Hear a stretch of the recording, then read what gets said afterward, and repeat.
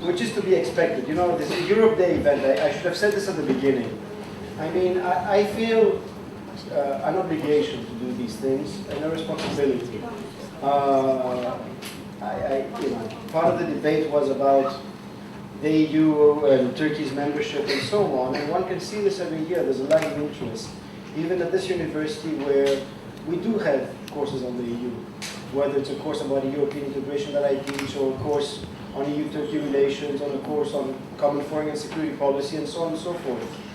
And the reality is that there is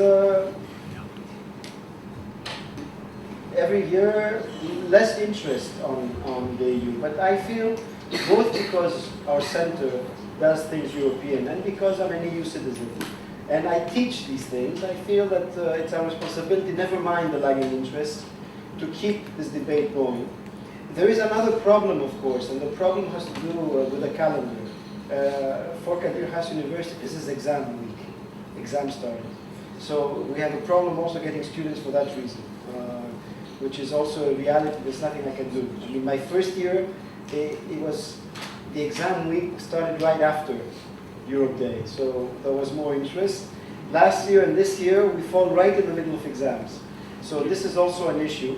But anyway, we have to keep on, and the ones that are committed, we have to keep this debate going. Now, we're going to move to, we're going to show a film, a short film, as I said, a documentary, Istanbul Changing Perspectives, where the two filmmakers are here. They will be panelists later. They're very proud of their creation, which follows the lives of three young students from Germany that come here to have an Erasmus experience. And so this is what we're going to see, their experience. I will let the movie speak for itself. Right after the movie, we will have a very short, I think it's 2 minutes, right, Laetitia? No? We're not going to have it? Okay. We're just going to have the movie. And then we'll go straight to our panel discussion with our two filmmakers. They will be introduced by the moderator in the discussion. And some other panelists talk about their experiences, Turkish students and foreign students here. So we can maybe start.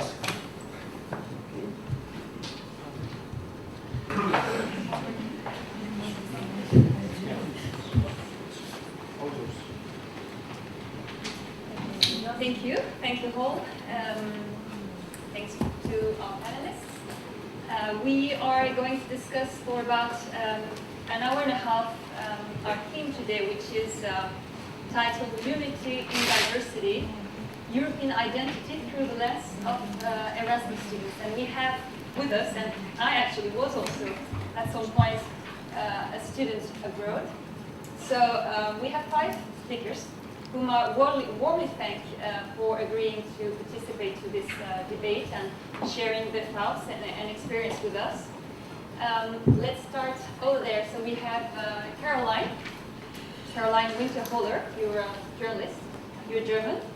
You studied journalism at the University of Bremen, and you spent a semester or a year in Istanbul in 2011-2012 at Bilgi University, right? And then you decided that you hadn't seen enough of the city and you wanted to discover more, so you stayed. And you have been living since then as a translator and journalist here in Istanbul. Next to you is Laura, but I would like to introduce Mary afterwards, because you two, I should mention it from now on, are the 2 filmmakers of this movie that we've just watched and that we will, of course, be talking about throughout the panel. So, Mary Hartley, you are also German. You studied culture and economics at the University of Mannheim, and you spent also 1 year in Istanbul as a student, also at the University in 2010-2011. Then you returned to Germany, but actually you were called back by Istanbul to help for a film festival, which you might have heard of, the Crime and Punishment Film Festival. And you are also working for a Catadrome, which is the arts culture project exchange that aims to stimulate cultural appreciation and integration among the international and Turkish students by doing some projects. And this movie, I understand, will be also broadcast as part of the Cathedral Changing Perspective Festival. Laura, you are Spanish master student of International Relations and Political Studies at the University of Nova in Lisbon, Portugal. You specialized in globalization and environment. And you are actually the only speaker here who is actually right now an Erasmus student in Istanbul, because you are studying at Galatasaray University here, so you're also a French speaker. You completed an international business bachelor in Lille, France, and you are currently writing a master thesis about social movements and alternatives in society. The man of the panel, Berk Büyükbalcı, you attended Istanbul Bilgi University, where you studied under the Communication, TV Reporting and Programming department. And during this time, you also did a Eurobroad exchange, Erasmus exchange program in Jönköping, right, in Sweden. And now you are working as a radio programmer for Radio Vesaire at the University, and also doing radio workshops for Cathedral, which is the NGO I was just talking about. And our next speakers today is Güneş Ferhat Yıldızoğlu. You're 23 years old. You're currently a senior here at Kadir Has University, where you are studying industrial engineering. You spent a year not in Europe but in Argentina when you were 17, where you were that was your first experience of living and experiencing another culture abroad. You studied then at Coruna University in Spain through the Erasmus program. And you are, this is one of also the reasons you are standing with us today, the president of the Erasmus Student Network Club here at Kadir Has University, but also the national delegate of the ESN here in Turkey. So we are going together to discuss for about an hour and a half our topics, which is going to revolve around European identity and the Erasmus experience that we've all experienced, and I'm sure some of you also in the room. The Erasmus program is oftentimes named the world's largest support program for student mobility. And just to give you some background, that most of you might know it, the Erasmus program is open to all nationals of EU, the 27 member states. Most of them are students, but we should also underline that there are teachers being part of the Erasmus program, and a few other countries, among them the acceding states and of course Turkey. Since it started in 1987, close to 3 million students have received financial support from the European Commission to study in a European country other than their home country. So that makes each year more than 230,000 students who study abroad thanks to this program. And Turkey has been involved since 2003 in the Erasmus program, so we will also be talking about Turkish students, of course, experiencing life in the European Union. So all studies, but of course, isn't it? It's not just about studying abroad. Erasmus is oftentimes referred to as a facilitator, as a promoter of European identity. Today's students are labeled the new Erasmus generation. They should be young and mobile and European, of course. But this is what we're going to discuss. Although, especially these days, we tend to see Europe, the European Union, through the lens of economics. Has this students' exchange program really produced results in terms of European identity? This is the whole idea behind it when the European Commission decided to start and finance every year this huge student exchange program. So since we've just all watched the movie, and I understand from the laughters that you enjoyed it also, first congratulations to Mary and Caroline. In this movie, this short movie, we see 3 students who all of them pack their bags one day and decide to come to the unknown, to Istanbul. And although the destination is the same, they really have very different experiences of being here as an Erasmus student.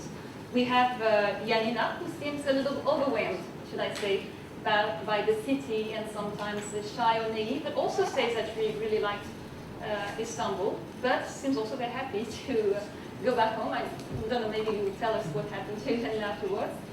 I gather you're still in contact maybe with the characters in your movie. We have Joanna, who seems to have been very involved socially and culturally while she was in Istanbul, and she actually is in the room if she hasn't left. So we might ask her also to contribute to the discussion. And we have Özgür, who's a completely different character because he was born actually and raised until 14 years old here in Istanbul and comes here to discover the city again with his adult eyes and sees that there are also bad things, as he says, in Istanbul and actually has no intention to stay or to come back only if it's for work, as he says. So the first question I'd like to ask you, both of you, Caroline and Mary, I can't help but wonder, you've been filming these people, you've been also here living in Istanbul, experiencing Istanbul as Erasmus students. Which of these characters do you relate the most to? I mean, or did you have a completely different experience? Caroline, maybe, yes, take the microphone, start with you. Which Erasmus experience do you feel the closest to? Is it Joanna? Is it Janina? Is it Özgür? Like for me personally, it's Yes. Joanna. Like Yeah. with her expectations and with what she got and that she stayed. Like it's for me. Like I feel the closest to her. Because you stayed also. Yeah, after right, you- right. And what she expected from the country, from Turkey, like what she had in her mind before she came here is like really close to what I saw, actually. Mary, maybe you can ask.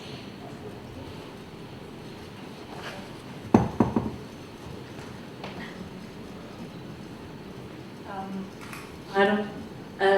I think there's parts of like that I can relate to in every person. Like Janina, who says like I came here quite well in a naive way and stuff like that, and who has some very different things to say from the beginning. So I can relate to that as well. To Joanna as well. Like Özgür is the most different from far away from me because he knew about Istanbul before coming here. So. And all of them. The common point between these students should be that they are labeled as European citizens, or not for the Turkish ones or the others, but they are students from like EU countries with EU passports, and so the EU citizenship also attached with it, which provides with many rights, including the right to free movement within the European Union. That's why one of the things also the Erasmus program is about, free movement, the right to study in a country that is not your home country with financial support and with the guarantee that your degree will also be recognized there.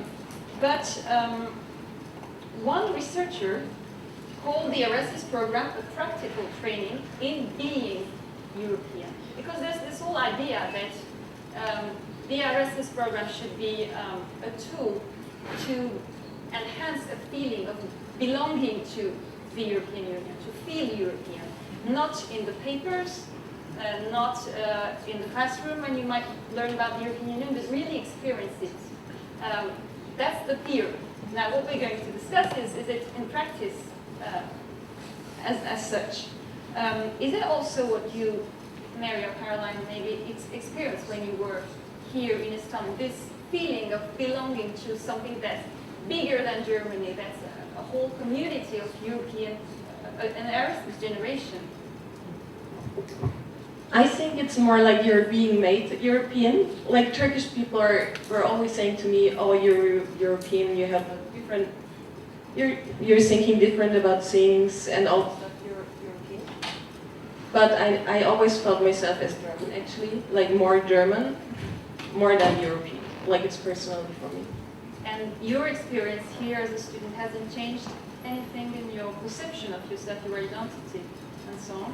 Or Sure, it changed, but I feel more like German now. Like I feel more I am German, and I am different from Turkey, for example, or Turks, but like in a German way, not in a European way.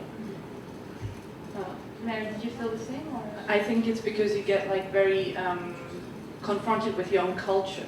So that's why you feel like, this is German actually. This is me being German right now. So you actually get confronted, this is where I come from and what it works like where I am from. But for me, it's like more that coming here, I saw lots of different people coming from different cultures, and for me, I got the thought, okay, I can live, I can work everywhere. I think maybe that's part of European identity or this modern kind of state of mind of young people. Like, it doesn't matter if I work in Germany or England or Istanbul or something. It's like more open. That's the part of European identity I think about. I would like to hear Laura also. You are the youngest here. You are still an Erasmus student. So, how long have you been?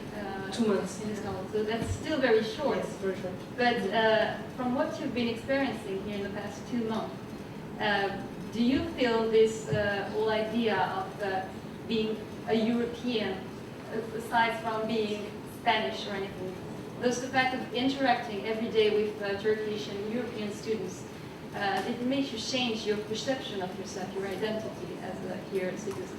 Actually, yes, because it's the first time that I don't feel from the city.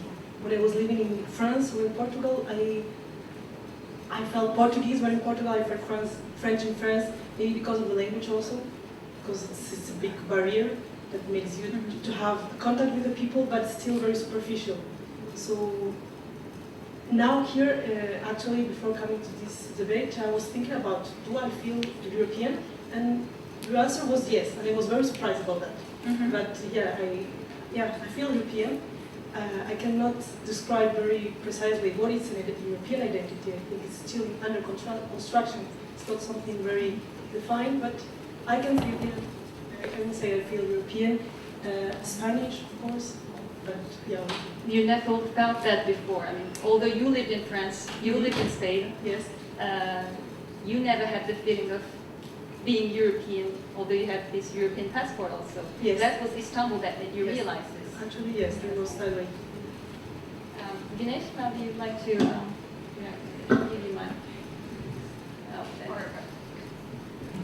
So I feel European from Turkish. I don't have a passport, a EU passport, but I feel European because when I was Europe, it was so different things, but I don't think so it's different than Istanbul. Yeah, we are living in chaos, but some part of is chaos, some part of is like the same as Europe. So I don't know, but I just learned when I was at Erasmus or other exchange, I don't have just one mind. I can just like compare the all cultures. I don't say like there's just one right now.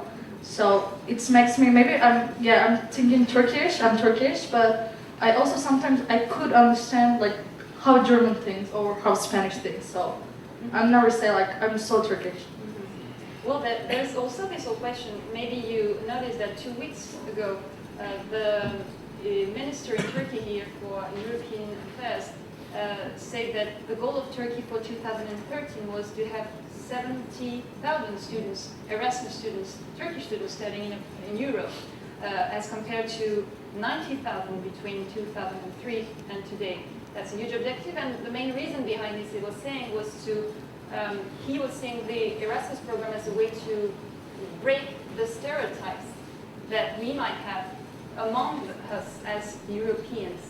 But on the other side, I noticed in the movie, was that Özgür saying that he saw Erasmus students going partying and sightseeing in Sofia and Blue Mosque, and that they had a really superficial experience of the Turkish culture. And also Janina says it herself, that the more she stayed, the less she felt she understood the Turkish people. What was your take on this, Caroline, maybe? Did that help you anyway, breaking the stereotypes that you might have? Yeah, but I mean, I think it's more like Janina said, like, you're realizing that you don't know anything about the other culture. Even if you're 4 months in the country, you will never go to get the other culture. Because maybe you don't speak the language too well, you don't have too much Turkish friends in her case. So you always have the stereotypes in your mind, and maybe you want to get over them, but you cannot really do that. But the whole idea is of this program is to help Europeans have more positive opinions about other Europeans. For example, we talk about Turkish people as Europeans. Did this have this kind of impact on you while you were here and still here in Istanbul, the Erasmus program? Yeah, sure, but I think this is like kind of naive to think like you can leave stereotypes behind in 4 months. Like it makes you open-minded, of course, but it makes you open-minded. Yeah, it's true, but you never will get to know another culture. So I think it's kind of naive to think like, okay, we're going to another country, we want our students to go to another country, but in my opinion, like 4 months are not enough for that. Now, Berk, maybe you would like to discuss on this a little bit. As a Turkish student in Sweden, did you feel that this Erasmus program you were part of helped some of your fellow students change their attitudes about you as a Turkish, or the ideas they might have about Turkey as a European Union country in the future or not? Did it help you change your mind about the other fellow Europeans? My mind wasn't actually very much set before going there. I was very curious what I would see, what I would witness there. But their opinions about Turks, I wouldn't know how meeting affected them. Like I would know with my close friends, I know that how they would feel like I felt, how they felt like after me, but they also knew I was just one Turk, not the whole 70 million. I didn't represent anything of the whole 70 million, no one can actually, but my idea about Europe was changed a lot, maybe because it was Sweden, because my expectation, I had small expectations before I went there because it was a closed box. I wouldn't know what would come out after I opened because I've never known much like Scandinavia before going that, and I always felt like I was going to a place where people would be cold. Like I had to get ready for that. I have to go from saying hello, good morning, goodbye to my neighbors to maybe not even knowing who my neighbor is, not even seeing the face or giving a hello. But then I found out that it was like one of the warmest places I've ever went as people, of course, not as climate. That changed my idea about Europe in many positive ways. That it could be, by positive ways I mean I didn't have negative feelings, but Europe teaches a Turk especially what he or she likes about his country or what he or she doesn't like about his country. I found out what I am Turkish about and what I'm not Turkish about, what I missed and what I was really glad to be far away from. That showed examples is that I didn't face constant death when I was walking on the street because of the cars and so on. Yeah, we see Janina Yes. trying to cross the street. And people actually were not very okay when they hear horns. I haven't heard horns, like the cars. I haven't heard anything loud for 5.5 months. And I wasn't in a big city, but even when I visited big cities, I haven't, like, this is not a city. It doesn't feel like a city. It just looks like it, but it doesn't sound like it, because the city I was born and raised in gave me a very, very wrong idea about how a city is.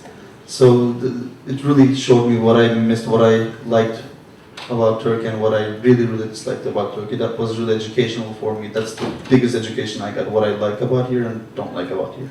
And I also hear sometimes from my Turkish friends who study in Europe as you did, that they at times felt, constantly being asked about Turkey and the European Union. Are you European? Do you think Turkey will ever enter the European Union? Do you feel European? Did you face these questions when you were there? I had some talks about European Union.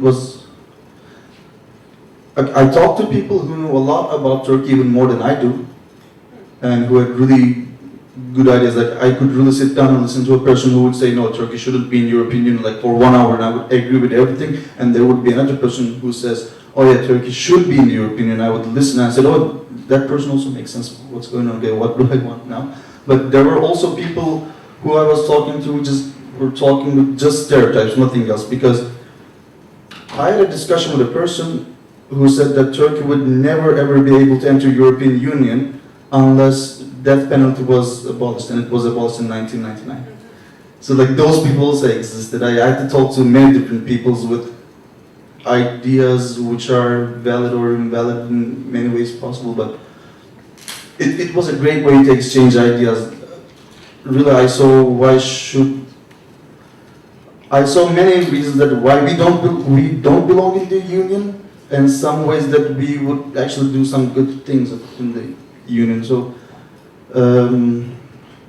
the discussions were really mind-opening for me, and they were also very, very interested in hearing what the Turkish people think about European Union or what changed. Like 10 years ago, we were just jumping around in joy when a politician would say hello to a European Union member or like a politician from there, and now we just lost our interest for some reason that they were really asking. That's what they were asking the most about, actually. Why do you guys don't want it as much as you used to want it anymore? What happened? Why don't you like it anymore? Like those kind of questions were coming a lot. How about you, Güneş? You also were Turkish students in Europe. Comparing to the experience that you're having. Yeah, I agree with him. Like he just said what I want to say. I don't know. We just some part we're so different than European Union because maybe we're middle of the Middle East and Europe, so we just everywhere different culture in our country though. So I don't know. I don't feel that we belong European Union. You don't think that? No, because like every part of us, like we're so different them. So you're not feeling European? No. at all? No, I mean I just said before, like I can think like European Union, but if we think about like the Middle East part of Turkey and in Europe, it's like we're so different. So that's why I don't think that we can enter the European Union. So the European Commission failed with you? Yeah, it's for me. Well, then also Caroline started to talk a little bit about this, the idea of what is the European identity. Is it just the passport? Is it larger than that? The idea of European citizenship. And also in the studies that talked about this very topic we're discussing today, they made polls among students. And they oftentimes ask the question, being an Erasmus student in Europe, did that make you in any way more aware of just the way the European Union works, the European affairs, what is the Commission, what is the Parliament? Some of you here, maybe Burke also could talk about this a little bit, studied as Turkish students in Europe. Did you get more interested in European affairs while you were in Sweden, while you were in the European Union?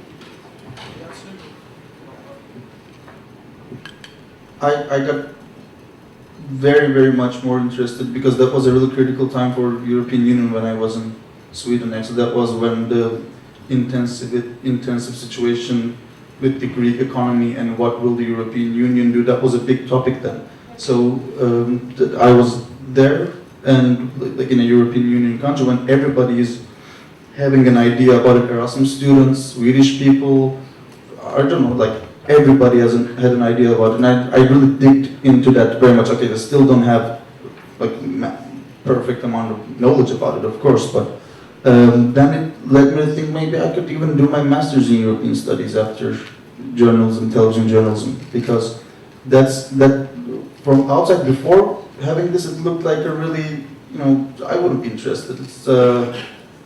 It didn't look so appealing to me, but after being in that area during an intensive time like that, it says, okay, this teaches a lot, because I always felt like that also came from the cultural differences between many European Union countries, because the work ethics, the economical ideologies, like Greece, Spain cannot be seen with Finland, Germany, because the Mediterranean, Central European, still very much differences. So that crisis showed that thing, like, okay, there are countries who want to impose their business ideas, economical ethics and work ethics into another countries who has a whole lot of different culture within their life, and it's a union, they support each other, but there's something really missing, like that was really interesting for me. That showed me cultural differences within European Union. That was really the case for me, I guess. Caroline, while you're still holding the microphone, same question. Did you get more interested in what actually Europe is? Because this is also one of the main critics made to the European Union. What is it? How is it working? Was that an American statement that said, give me a phone number and an address? Who should I talk to? What is the European Union?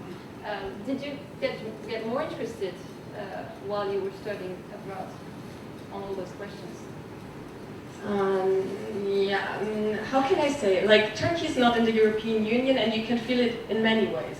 Like, people are not so narrowed down by the laws. Like, this is not working. Like, you have to obey this law, and you have to do that, and you have to do that. And you can feel like Turkey is not in the European Union because you can sell food on the street. Like, there are no limitations.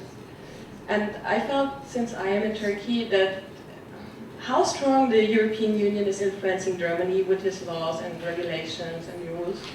Yeah, in this kind of way. But like in Germany, we went to Brussels in our studies, and we learned how all this is working with the parliament, like the elections, the laws, how it's made. And so I knew it before, but in Turkey I felt how it's like limiting Germany somehow.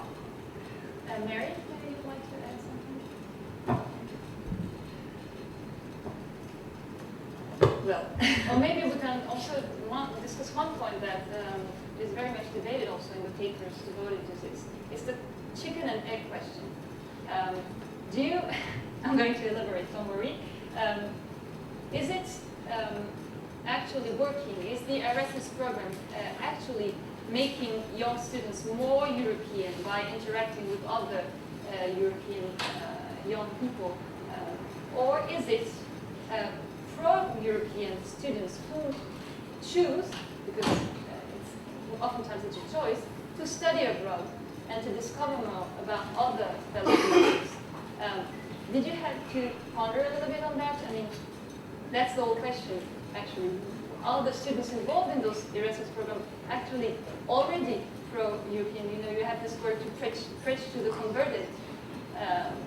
And that's the whole question about the Erasmus program. Is it achieving its goals? I think definitely there's like more people involved that weren't maybe so interested in getting to know a different country or like to get this international spirit, but some programs even you have to do an Erasmus exchange, for example. So you have to go and get to know another culture and go and get into this international life, use English as a normal language. So it's definitely forming this international spirit throughout Europe.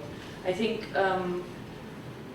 but you can choose different countries. So, you know, lots of people like to choose Spain because there was this Spanish movie about it, you know, it's like party and all that. And going to Istanbul is a different choice again. It's coping more with the cultural differences, maybe with the religion or stuff like that. So, but it makes you confront with different cultures and with yourself a lot, and yeah, with your identity. For me, it was the first time that I was like, actually, okay, this is my identity, or this is my German identity, or this is different from Europe. Like, I could see the difference much more. And I think it happens with lots of students that because they have to do it, they actually do it, and it forms a different way of thinking. So should it be compulsory for each, because the European Commission has a goal of 20% of students by 2020 being enrolled in an Erasmus program. And I checked the number, I only found them for 2011, I guess it was 4.5%, still very far from the goal. Should it be compulsory for everyone and each European student to be part of an Erasmus exchange?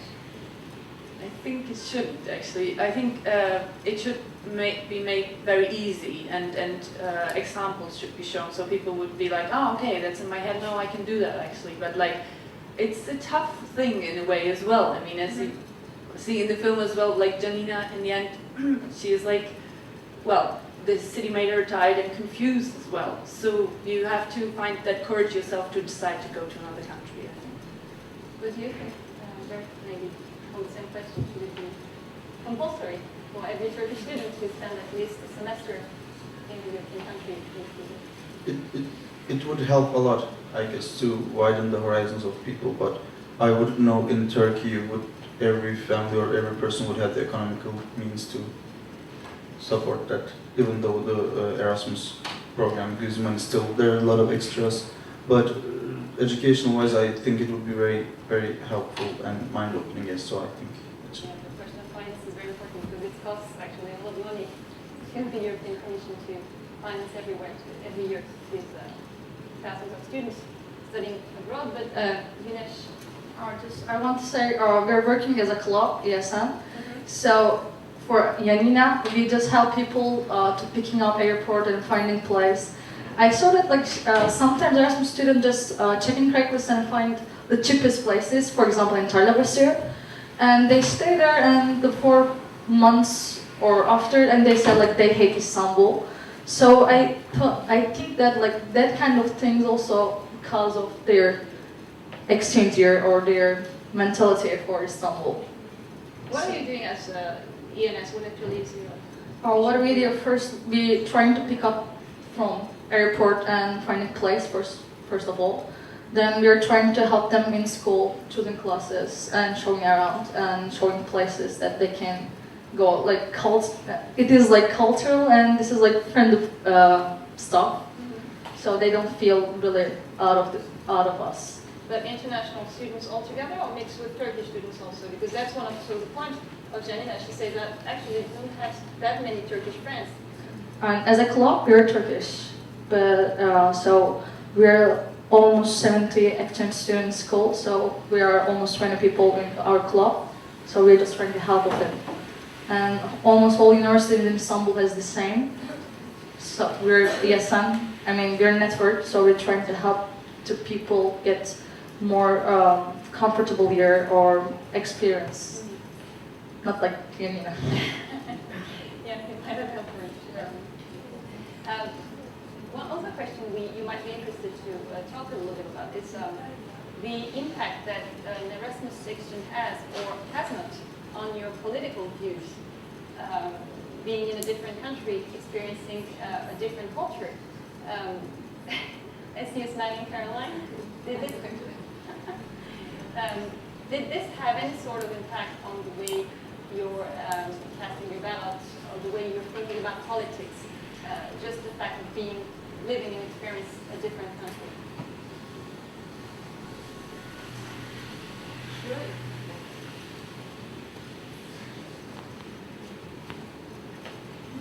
Yeah, yeah, it does, of course. Like, How so? like you're learning to know like other politics in other countries, how they are dealing with politics and this kind of stuff, and this makes you more interested in in everything which is going around you, like more. But did it change your political view as a German, for example?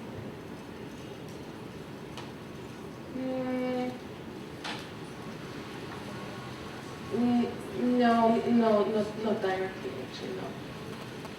Did it change anyone's political view here in Japan that you might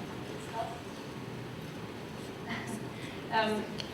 There's Joanna here in the room, whom I would like to ask you to, and you can give her a microphone. I understood from the movie that you were actually going to stay for 1 semester in Istanbul, but you're still here. So what happened? Actually, I started to love the city really much, and so I thought I would just stay 1 semester longer. So you're still studying at Erasmus? Yes, somehow. Yeah. And you're still involved in this ARA? Yes, but not that much because I'm leaving now in 2 weeks. So, and I was also traveling a lot, so I didn't have so much time for this. Let me ask you the same question that I asked all the panelists about the perception of your identity as a European, as a German, while being here in Istanbul. Do you have any sort of impact or change of perspective? Do you feel more European than you were before? Is it just the same?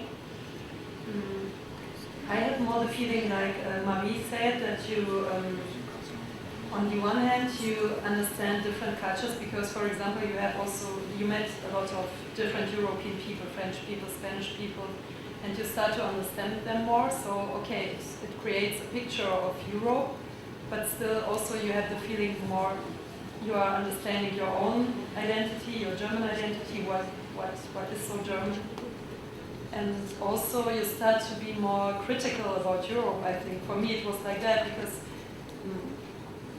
I don't want to say you're really out, but somehow you are out of Europe, and so this is a different point of view. And for me, it was really interesting to talk to Turkish people, for example, how is their point of view about Europe and how they see it. And also maybe to think that not everything is just good in Europe. You have this sentence in the movie where you say that it's not just going to a university, it actually changed you, this experience. It made your thoughts change, it made you more open. It enhanced the trust that you have in yourself. What do you think, what kind of impact do you think that will have in your future, this experience that you had here in Istanbul? Will it make you more mobile? Would you consider living and working abroad again in Turkey or anywhere else?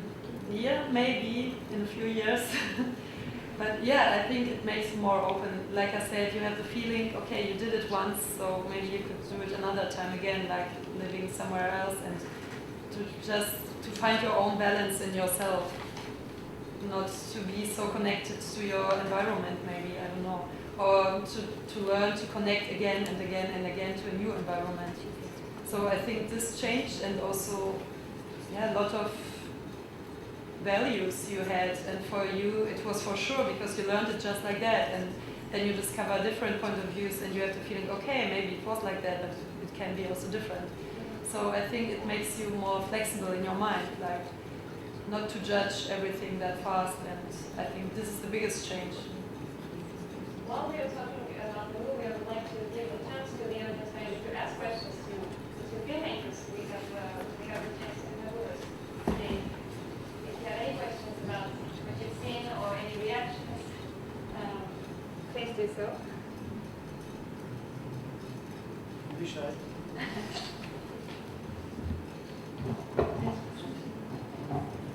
Yes, I would like to know, how did you come up with the participants of your movie? How did you choose them, select them, meet with them? It was very important for us to have like very different people in the movie to represent lots of different ways to experience this exchange. So we actually, because I worked at Katajon, we used the contacts they had for the universities and wrote to German universities if there was someone interested. And we had like 60, 70 answers. And from that we asked them to write more about themselves, then we did a Skype interview and that, so to find out like who could fit with us and who could fit with each other and stuff. So that's how we found them.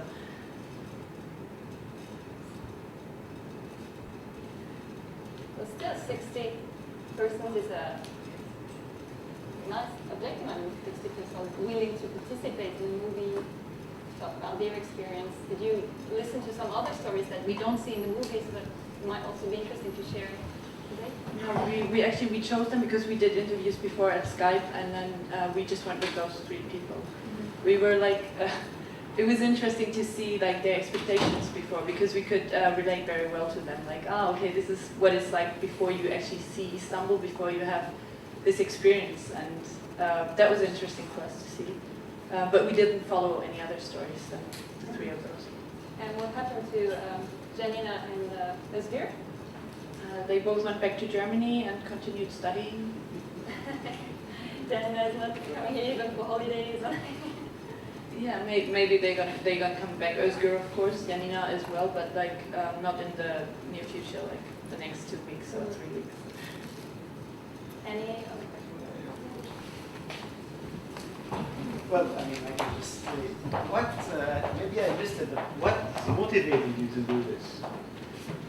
I mean, it's an interesting thing, and from what I understand, we spoke yesterday, the day before, and that was really your first experience. So what really motivated you? Like, we are friends, Marie and me, and we were always talking about like our life and how it is, and we found out that it's like so much more different than like when we arrived, what we saw, what we felt, than how it's now. And we thought it's kind of interesting to show it in different people, like how are different people like changing during that time, even if it's only 4 months, but it's changing you so much, like your perception of other cultures, or living abroad, it changes you so much, and we thought it's like interesting to show. And can I just, you want to answer also? Again, I'm just thinking, you know, I have an 18-year-old who is going to university, and at some stage he will be thinking about doing an Erasmus. And I'm thinking of many others. I mean, and I think this movie is a great tool somehow. Have you thought, other than, you know, showing it in different places, how it can probably be used? You know, as a tool, as a resource thing. It could be shown in universities or to young students to explain in Erasmus the positives and the negatives, right? I don't know, is there something that's in the back of your mind? What do you plan to do with this? Not right now, actually, but I thought about this, or we even talked about it, like it would be good to show it in universities when people are going to Erasmus, or maybe like tell a little bit what Erasmus is, what you can do in this time, and yeah, we thought about this, but we like didn't make a plan. Yeah, something I think you should think about. Well, the Commission made some movies that I watched online. Or was it the Ian, you might know better, interviewing Erasmus students and teachers also, but not from the. I mean, it was only the rosy picture. They also the downside, also the worries that students very naturally have when they're studying in very different country, meeting very different people. I'm sure we have some Erasmus students or Erasmus teachers here in the room, or Turkish students who studied abroad. Yeah, if you'd like to share your experience. Hello, my name is Ayşe. I'm actually one of the oldest maybe in the audience. I was in Erasmus in Athens. I was an Erasmus student in Athens, Greece in 2006. And later on the city called me back, and I lived further 1.5 years in Athens. As I was watching the movie, and I have been later on a master student in Sweden. For 2 years I lived in Gothenburg. And since then I'm living in Germany. And I visited a German school here in Istanbul, the Deutsche Schule Istanbul. So, to be honest, as I was watching, first of all, I was very pleased to see that you moved beyond typical cliches, and it was very nice how you portrayed the pros and cons from a German point of view, maybe, of 3 different people with different ideas and perspectives about life in Istanbul. I was wondering whether you are thinking maybe to develop this project, maybe to add either some Turkish students who had experience in Germany as an Erasmus student, to make like the opposite, or maybe to add not just the German students' experiences, but for example Greek students' experiences in Turkey, because Germany, I'm feeling, since I'm also living there currently, is kind of the extreme opposite maybe of the Turkish culture. Sweden is not also particularly close, but like for example in Athens, from the minute 1 until the end, and then the 1.5 years I spent there, I felt like I was at home. I never felt that it was another country, although they spoke another language and had another religion, but besides that, everything felt the same. But I would be very much interested to see, for example, Greek students' Erasmus experiences in Turkey, like an extension of your current very successful movie, I feel. I wanted to say. Thanks. You might interview also Laura as a Spanish student here, why not? For the following of the project. Any other reaction questions to our participants? Well, let's continue with the discussion. There's also it's more glamour talking of side of the subject. There's also a very serious question about Euro couples that might follow from the Erasmus experience. I read somewhere that the Erasmus program was actually the largest European marriage bureau.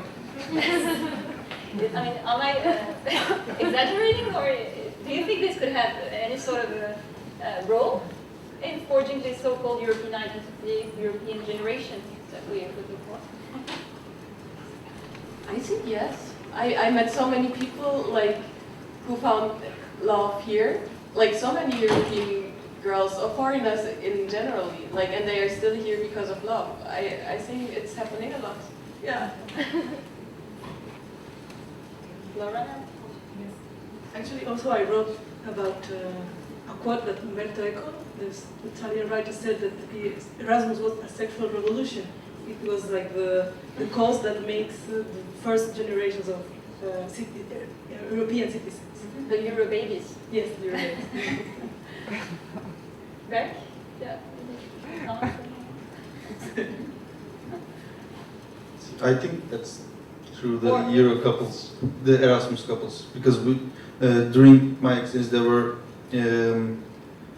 the couples were divided into few groups. Those are the ones who knew each other or who were couples before, and they would say, "Oh, they're the Erasmus couples. They're the difference. They met here. Who knows where that will go?" But they are like the normal local couples and the exchange I wonder if there are couples. studies about the lasting of Erasmus couples, and that would be an interesting Actually, study. Oh, there? I read something in a forum or something like that, that they were like, oh my god, I miss my girlfriend, whatever, so much, blah, blah, blah, blah, blah. And about those European couples. They met in Erasmus, then after that they started this long distance thing. And one person said, well, after that you can never go back to nationalism, like you can never go back with your own nationality because it's going to be so boring. So, yeah, I don't know, maybe. And maybe not only couples, but friendships at least. Are you, since you came back to your home country, still keep in touch with the people you meet there? Still sharing thoughts about the European affairs and all these questions that you might be discussing with your Norwegian friends? I see, like, one of my best friends now is from Copenhagen, from Denmark. And next week we're going to go to a wedding from another friend we met here.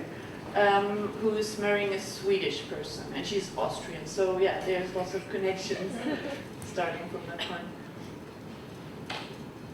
Also last week, a Swiss friend of mine, whom I met in Sweden, was here. Also with Sarah was here, who was Erasmus student here. So that's a good excuse to travel also, not just go back to the country you were studying at, but to visit the friends you met there who are from other countries. I think that's a very good opportunity.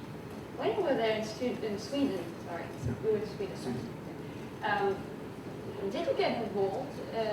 Did you live the same life that you would have as a student in Istanbul, or did you get more involved because you were also trying to build another social field, meeting new friends, not being alone, being part of cultural projects, social projects?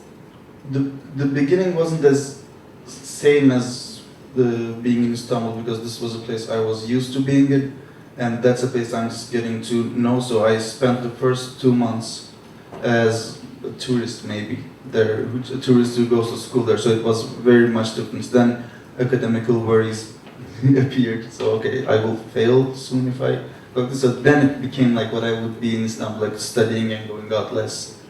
That I could say like the first half of my Erasmus and the second half of my Erasmus, I could say. And maybe one example of this is the Scattered Drum program. Maybe you could talk a little bit about this. Scattered Drum. Well, Drum is an NGO that tries to offer like some more arty or like more deep projects to Erasmus students and Turkish students. Like, I know ESN is doing so much, and we're trying to do some, arty things. Why did it come to life in the first place? Well, it came from that idea of like, offering some students something apart from party and something where you can discover each other's cultures through art. Not just Hagia Sophia and the Blue Mosque as any nice thing in the movie. Ganesh, maybe you'd like to add something about how, as a person living abroad, living in Europe, made you more maybe prone to be engaged in different organizations or with your fellow European students? Yeah, I have been in Argentina with AFS. This is also like an Erasmus program. So when I met with AFS, I started to be like voluntary work for people who live abroad. So after that, like, it's so stupid to say, but before I had like 400 people in my Facebook. Right now I have more than 1,000 people, and almost I have in every country I have home. When I want, I can visit. I got so many friends around everywhere. When I want to share something, I can just share with them. So. And do you have plan in the future to do it again, to have another experience? Yeah, actually, I'm gonna move in June, States. So. Where? States, California. The United States. Yeah. So you're definitely not feeling European. You don't have this place that we. Yeah, just I like to live abroad. I mean, I love Istanbul. I love Turkey, but it's a thing that I can improve myself when I'm just out of the country. Like, I just love meeting people, new cultures, new people, new food, everything. Which of the characters in the movie did you? None of them. None of them, I guess. None of them. Yeah. Still no question? Maybe there was one here. Yeah.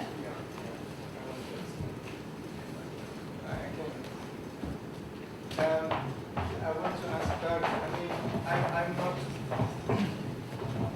I want to know about the barriers of Turkish students going to foreign countries into the Erasmus program. I mean, you needed visa, right? Yes. To go there, and most of the Erasmus students from European countries don't need visa to come to Turkey, so it's more difficult for Turkish to go abroad. And so you don't have the same chances in the Erasmus program. I don't know about the numbers of Turkish students going to other countries in the Erasmus program. There have been 90,000 of them in 10 years. That has been a hassle, really big hassle afterwards, because the foreign students who are coming to Turkey, they just have to get the paperwork done with their schools, get in contact with the other school, the acceptance letter comes, and it's over. I had to go through a whole procedure with the consulate, but I was actually luckier than most of my friends. My friends who went to, for let's say, Germany, France, or other countries, they had to first get a visa, then go to the country and get in lines for residence permits. Swedish consulate was really good in that way because they didn't charge anything for the visa application, and they didn't ask for, like, we want your flight information or so on, and they would give me a card, not a visa, but a card which is a residence permit card. So I didn't have to deal with anything after I went to Sweden. So that was a good thing, because when I want to go to another country as a tourist for 2 weeks, I go through a lot of things. And I think that's why also a lot of students, European students who come to Turkey or to who go to other European countries or Turkey for studying, a few months later they come back, another year later they again come back, or they go back in a few weeks. I'm dying to see Sweden. They come with a student visa, they cannot leave the country without resident permit, so they're like us. So I'm so happy, because when I want to go Spain, I just wait 2 months for my visa, and after 2 months for my resident permit. So we weren't the same, we weren't equal, but right now we are equal. It's a good thing for me. I would also think that it would be better if there was an exception for exchange. Okay, it's clear now that it's obvious that tourists from Turkey will not be able to go to Europe comfortably without getting through a visa procedure. It's sure now. We understand that now. It's not going to change for a long time. But I think a big change has to be done in Erasmus or other exchange programs or like people who actually work there, because really, as I told you, the bureaucracy doesn't end for the Turkish people. As I told you, a German student, a French student would just get in contact with the school. Done. The ticket they can book 2 days before they come actually, but for us the bureaucracy never ends, even at the passport control. Like I have to show my passport, done. My ID, okay. Why are you coming here? As an Erasmus student to Jönköping, okay, I have to see acceptance letter now. Okay, but I show you the card. This is the residence permit given to me by your state. That's it. Okay, so I should be able to walk comfortably. But no, I should see the acceptance letter, and just went through my whole bag, found the acceptance letter, showed them. Then they looked at it. Then you can go. It's such a big hassle for me. This is maybe an opposite to the program, because the program tries to build up a common European identity, and then the Turkish have to force the barriers. My question to the filmmakers, did you knew about that kind of problems because you didn't mention in the film, or you didn't want to mention that kind of problems for Erasmus students? Maybe? No? Yeah, we know about those problems, we went through them and we know about them, but we didn't mention it because we were more focused on the personal experience. And also your students are German, so... Yeah, they didn't have those huge problems, but as she said, like, it's becoming a little bit more difficult for Germans as well. Is it easy for German students to come to Turkey? That's what she explained. It's like they changed the law. So before that, Germans or Europeans, I think, could go to Turkey, stay there for 3 months, go to another country for 1 day, and come back for another 3 months. Now they can stay 3 months, then they have to go 3 months. So now we actually do need a visa or a residence permit. It's getting a little more complicated, but still, like, you're European, you have your passport, you will get that. And I think with this Turkish students, it's still like, okay, it's from Turkey, we'll see. But it's interesting, this question. I mean, I'm thinking 2 years ago when we had this debate, that was the big topic. I mean, you guys, I don't know, the Turkish students on the panel 2 years ago, because I asked them, what is it, the likes and don't likes, and the first thing was the visa issue, which is very relevant, and there you see a big contrast. So, you know, the interest of Turkish students that want to go, and the realities of all these legal and other delays that come up, impediments, and that can put it off. But beyond that, I just want to ask a question. You know, actually, you were talking about some of the statistics with the Commission and the ambitions, but on the other hand, there's a massive campaign right now to gather signatures, because there is an attempt to reduce the budget of the Erasmus program. And now, so the campaign is to raise 1 million signatures. It's all over social media, and everyone should sign on. Again, there's an October deadline to put that thing as a citizens' initiative on the agenda. So, based on your experience, ultimately, I mean, the good sides and the bad sides of the era, is it, you think, a program that's worth it? Because, you know, ultimately it's about this, right? It's not only our personal experiences of going to another country, going to another educational system, experiencing it, overcoming ourselves. And again, I turn to my students, none of them are native speakers in English. This is also the first step to overcome ourselves and speak another language. And learning another culture, going back, but what ultimately is there value? What do you think to this program, to the interaction? Should they become more sustainable? Is it enough just to talk about Euro marriages and that? But is there value, and the debate about cutting it, of course we know the EU budget has just been cut anyway, but the debate, and this was something we knew beforehand, is that a valid debate, and should we fight? Because ultimately it's in our hands to deter that. So this is a question to everybody, whether one is a Turkish student or one is a non-Turkish student. Well, I think the Erasmus program it's not important. It's even essential for the European community. It's the basis. The first speakers at the beginning said that the European Union needs more strong common values, and the Erasmus program, I think, it's the way to not only get in contact with people for the countries, but also to spread these values and make the base of this project stronger. So it is really important to fight for not reducing the cuts of these culture programs, but also to extend it.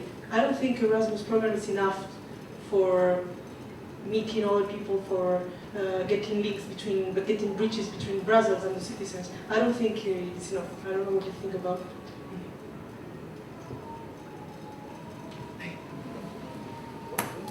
Not enough in the way that there should be more initiatives and more other projects. So, first of all, when we say Erasmus program is like 50% is like cultural experience, 50% is academic experience. But for example, for me, normally 2013, it's for Turkey, our deal was off, and they just like made it for 2020. They just like give us like 7 years more for European Union Erasmus program. And what I want to say, this is a good side when I'm thinking about, because for example in Germany or Austria, people know different Turkish people. They know us other way. So if I go, like the other student could go and they can, 1 or 2, doesn't matter, we can just show our nationality like different way. So Erasmus program, we cannot say 6 months is so enough for everything, but it's good for our advertisements for our country, maybe.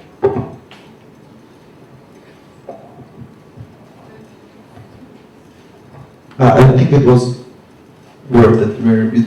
Even the struggle of it was a different experience. So I think it was worth it, and I think it's a very, very important thing too. It's more like, my opinion is that I never had any intentions of advertising my country. Like, I had friends who liked to do that. Like, there were days, national days, they were like setting their national foods and everything. I didn't have interest in it. I was just more into learning about the place I'm going to and the people I will meet there. I think that's one of the best experiences that actually made me grow up also.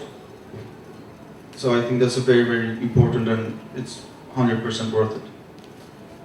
I think it's really important. Like every person that goes to a different country is representative of that country. It's changing the people's view around him or her in the other country, and when he comes or she comes back, she's changing the point of view of other cultures, of other people. So if there's investment in one person, it's a huge investment into the future of the European identity or of the identity, international identity. But also maybe, also to give my personal opinion, I'm still very surprised when I see that half of the students involved in the Erasmus program come from the same 5 countries, meaning France, Germany, Italy, Poland, and Spain. And to go back to the debate we had about the chicken egg thing, is it pro-European students who enrolled in Erasmus programs mostly, and so do not need to be convinced about the benefits of the European Union? I met also people who told me, teachers who told me that maybe less educated students should, in a way, be more enrolled and involved than the others in this Erasmus program. That's one of also still the downsides of Erasmus today. Is more educated students from more or less the same countries who tend to participate in the Erasmus programs. That's also one of the maybe lines of the program at the moment. That's your question before about whether it should be a requirement or not. Yeah, that was the idea underneath this. Well, is there any other reaction, question from the panelists, from the public? Otherwise, thank you very much to all of you. Thanks to the public for attending. Hope you enjoyed the debate.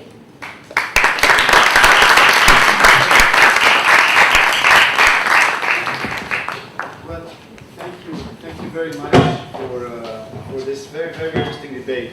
I mean, we're just going to end a bit early, doesn't matter. Before we move on to this last part of the program, your moderator, introduced everybody but herself. So I feel compelled to introduce her also. Let me see where I have her information here. So the moderator was Anne Lauer, who has degrees from the IEP, the Paris Institute of Political Studies, as well as the Superior School for Journalism in Lille. After traveling back and forth between France and Turkey for 3 years, she moved to Istanbul in June 2010. She has been a writer for the petitjournal.com in Istanbul since it was founded, and for the past few months has been its editor-in-chief.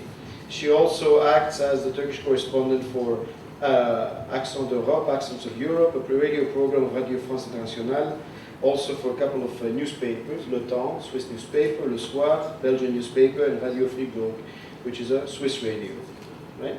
And fluent in Turkish and English and French and many other things. So this was your moderator, and of course a former Erasmus student from what we heard as well. Now, last thing, just to end, I mean, I thought this was a very interesting debate, as usual. You're right, the big question is whether we are actually talking to the converted.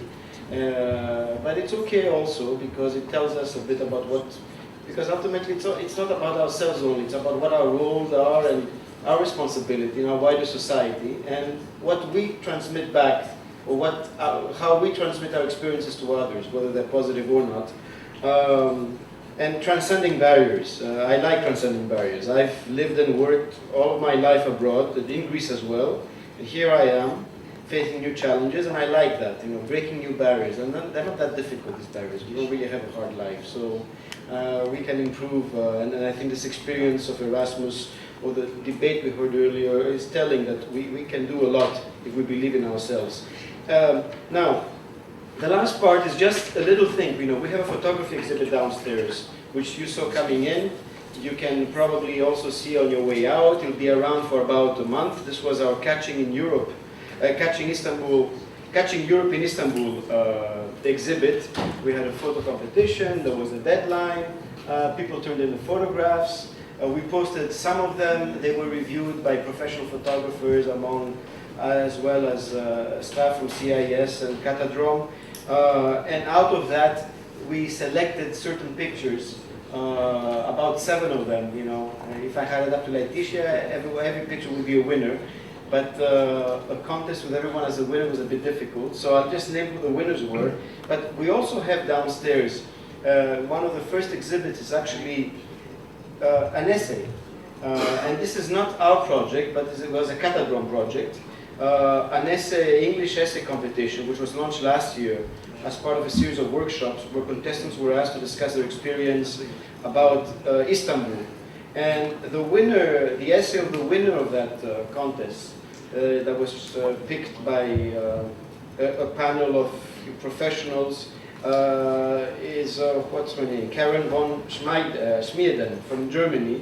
And she wrote a very, very moving essay. It's actually posted as a photograph about her experience, how she saw Istanbul. So we decided to put this as part of our exhibit as well. And also, you will also see in the exhibit that there is the interview that Catadrome did with her that I don't think was published, but we've put it here. So we just thought it fitted in very well. Now, who are the winners? Well, as I said, many photographs. One of the criteria, and this was the thing, we had to deal a lot with the pixels. That's why we had a certain requirement regarding the size, because when you magnify them, the less pixels, the quality is destroyed. So we selected a few. I said most of them are, how many? 39 downstairs? Yes. Dimitri, can I say something before you carry on? Can she say something? Okay. I would like, first of all, to thank you for participating to this contest. It was first time we organized something for you, and it was very nice to receive your picture. Whether you win or not, it doesn't matter. It was so interesting to get your picture. Yes. Is that okay? You said this as if you lost. Is that it? Yeah. I lost myself. Yeah. No, but anyway, I mean, the idea was to collect pictures and to get people's impressions, and it was always a thing. I mean, I thought everyone has a different vision of what Istanbul is, where you see Europe here.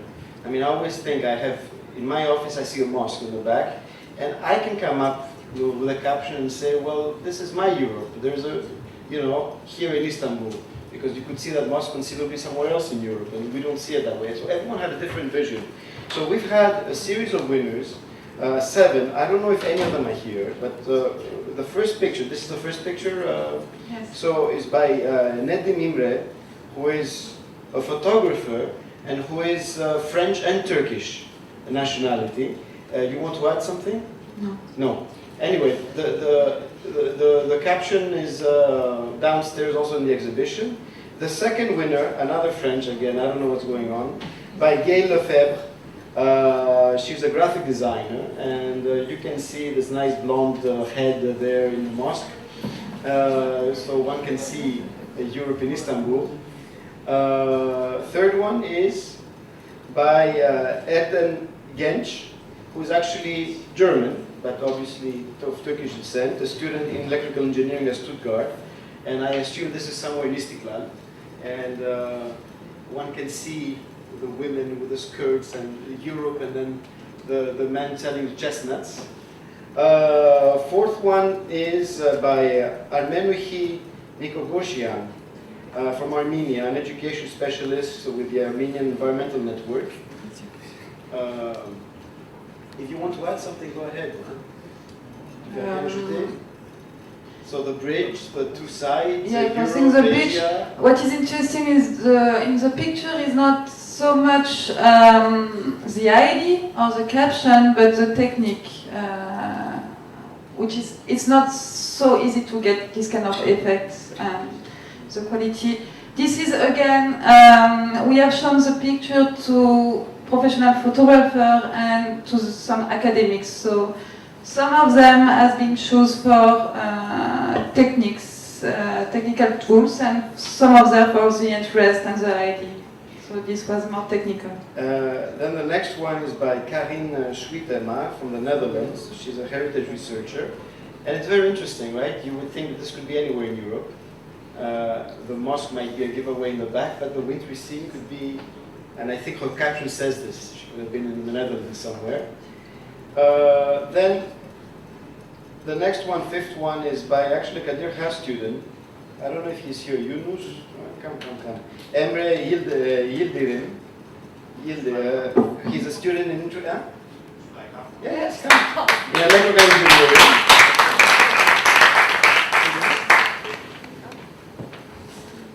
So I've actually signed certificates for everybody, so it would be sending them to the winners, but the ones that are here get also a gift, you see. So, congratulations.